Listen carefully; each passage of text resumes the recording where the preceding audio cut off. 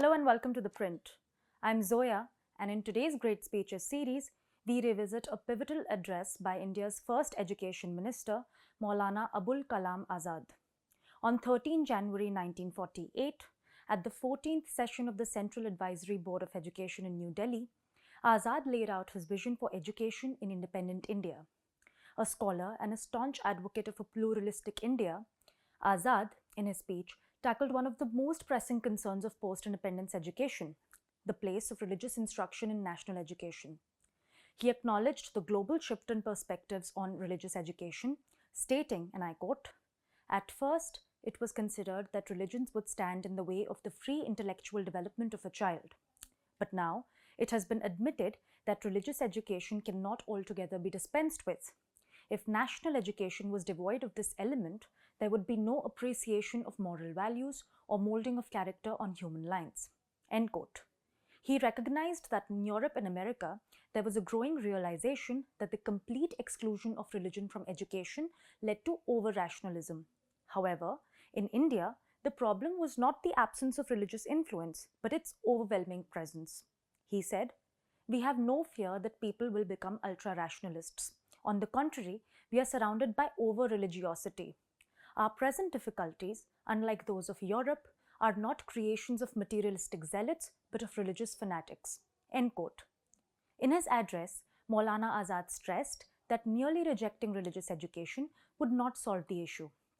Instead, he advocated for state-supervised religious instruction to ensure that children were not left vulnerable to narrow, bigoted interpretations.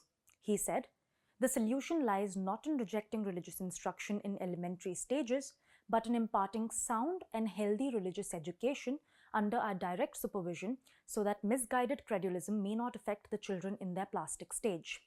End quote. Azad feared that if the government withdrew from this responsibility, private religious education, often in the hands of untrained and dogmatic teachers, would fill the void. In his words, "To them, religion means nothing but bigotry. If we want to safeguard the intellectual life of our country against this danger, it becomes all the more necessary for us to not leave the imparting of early religious education to private sources." End quote.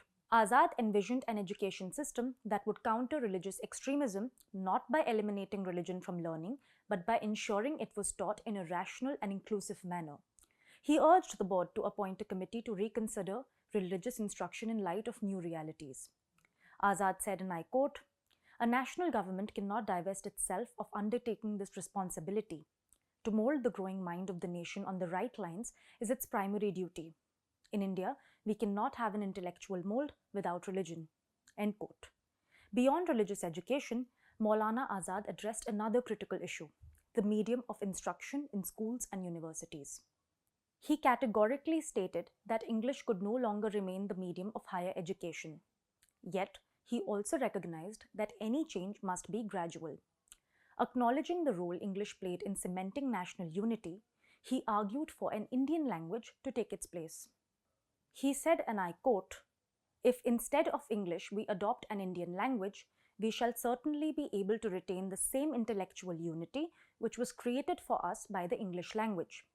But if we fail to substitute an Indian language for English, our intellectual unity will certainly be affected." End quote. Azad's speech was not just about policy.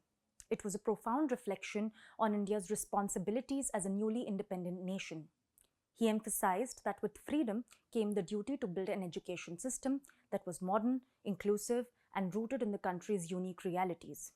He urged educators and policymakers to think beyond colonial frameworks and craft an approach suited to India's aspiration.